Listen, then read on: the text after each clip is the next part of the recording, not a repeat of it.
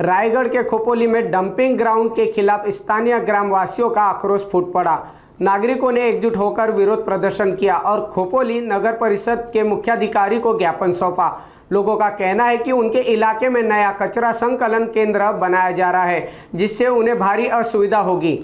खोपोली नगर परिषद की सीमा में डंपिंग ग्राउंड आरक्षित किए जाने का स्थानीय लोग पुरजोर विरोध कर रहे हैं। इसके खिलाफ नागरिकों ने नगर परिषद कार्यालय पर मोर्चा निकाला और आरक्षण हटाने की मांग की। प्रदर्शनकारियों ने साफ कहा कि वे अपने इलाके में कचरा संकलन केंद्र नहीं बनने देंगे। आमच्या मुलांच्या भविष्यासाठी आम्हाला नकोच आहे ना, कारण आमच्या मुलांना पण आता आम्ही एक सोडून द्या, आमचं एक वय झाले, पण आमची पुढची पिढी काय, त्यांच्यासाठी पण काहीतरी पाहिजेच ना।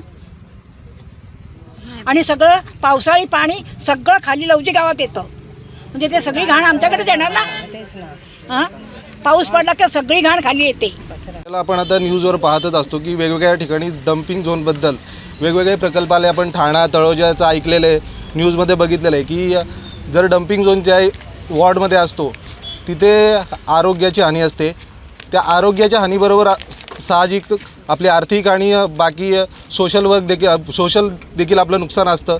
आणि आता सध्या आमचं जे गाव आहे ते ज्याप्रमाणे भारत विकसनशील आहे तसं आमचं गाव देखील विकसनशील आहे। तर आम्ही विकसित गावाकडे जाण्याचा प्रयत्न आता करत आहोत। तर त्याच वेळी ह्या आराखड्यावर आम्ही वर्षापासून फॉलोअप घेत होतो की आमच्या ज्या जमिनी आहेत त्या आर झोनमध्ये येतील आणि थोडासा एक रोजगार उपलब्ध होईल तरुणांना आणि ग्रामस्थांना, शेतकऱ्यांना थोडेसे चांगले दिवस येतील अशी अपेक्षा होती। पण त्याच्यासोबत हा डंपिंग झोन असल्यामुळे आता ह्याच्यामागे प्रश्न पण उपलब्ध राहतात की आधीचा जो डंपिंग झोन होता, म्हणजे हा जो प्लॅन केलेला आहे तो जाणून बुजून केलेला आहे की कोणाच्या लक्षात नाही, या देखील प्रश्न उपस्थित होतो। आणि मला असं वाटतं की जर नगरपालिका, आता भरपूर मोठी नगरपालिका आहे आपली, तर प्लॅननुसार सगळं केलं पाहिजे। डंपिंग झोन ज्या ठिकाणी आहे तिथेच त्याचा प्रक्रिया करून त्याच्यावर अजून काही उपाययोजना करता येतील हे देखील पाहणं गरजेचं आहे। पण हा डंपिंग झोन आमच्या गावात आल्यामुळे आमच्या गावातील वातावरण मात्र थोडंसं डिस्टर्बन्स झालेलं आहे। तर एवढीच अपेक्षा आहे, प्रशासनाला विनंती आहे की हा जो आराखडा आहे यातून आमच्या गावातील डंपिंग झोन काढून टाकावा आणि त्याची उपाययोजना गावात म्हणजे रहिवासी नसलेल्या भागात करावी आणि उत्तम रीतीने त्याच्यावर प्रक्रिया करावी, एवढीच एक विनंती आहे। नवे चिंचवली शकीन सरस्वती नगर उदय विहार DP रोड जो नवीन खोपोलीचा परिसर आहोत तिथले सर्व ग्रामस्थ आहोत आणि हा मोर्चा नसून हे जन आंदोलन आहे आणि एक शांततेपणे आम्ही या ठिकाणी आलेलो आहोत। ते म्हणजे आता आपण गेल्या 11 फेब्रुवारी रोजी नगरपालिकेकडून जो प्रारूप विकास आराखडा डिस्प्ले करण्यात आला, गेल्या 25 वर्षानंतर मोठा हा प्रारूप विकास आराखडा आलेला आहे आणि आमच्यावर जो गेल्या 25 वर्षापासून जो अन्याय होत होता त्याची मागणी गेल्या वर्षी आम्ही जी मते जाणून घेतली ग्रामस्थांची अथवा जी महसूल वाईज गावं आहेत त्यानुसार आम्ही गेल्या वर्षी आमच्या गावाचं जे मत आहे ते मांडलं होतं आणि जो आमचा ग्रीन झोनचा पट्टा आहे तो आम्ही आर झोनची मागणी केली होती, रहिवासी झोन करण्याचा मागणी केली होती आणि ती मागणी आमची पूर्ण झाली।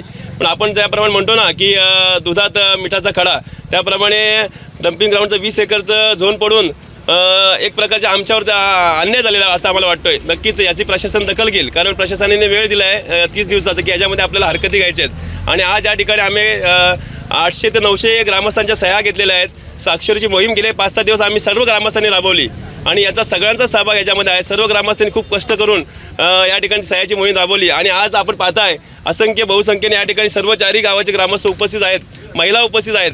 डंपिंग ग्राउंड हा विषय अतिशय म्हणजे विद्रूप विषय आहे, याची सगळ्यांना जाण आहे आणि आमचा याला विरोध या गोष्टीसाठी आहे कारण डंपिंग ग्राउंडचे काही नियम आहेत, प्रदूषण विभागाचे काही नियम आहेत, त्या नियमांना धरून हे डंपिंग ग्राउंड टाकायला पाहिजे होतं। पण आपण त्या डंपिंग ग्राउंडच्या जवळ पाहिलं तर JCMची स्कूल आहे, ज्या ठिकाणी 800 ते 900 विद्यार्थी त्या ठिकाणी शिकतात आणि त्याला लागूनच हे डंपिंग ग्राउंड टाकलेलं आहे। त्याचप्रमाणे सुभाषनगर लोकवस्ती ज्या ठिकाणी 3000 लोकवस्ती त्या ठिकाणी आहे, त्याचप्रमाणे लवेज गाव लागून आहे, सरस्वती नगर या ठिकाणी नवीन जो एरिया डेव्हलप होत आहे DP रोड, त्या ठिकाणी असंख्य लोक त्या ठिकाणी इमारती उभ्या झाल्या लोक त्या ठिकाणी राहत आहेत, म्हणजे जेमतेम 10 ते 15 हजार लोकांना याचा त्रास होणार आहे। आणि हे कोणत्या नियमाच्या आधारे केलेलं आहे?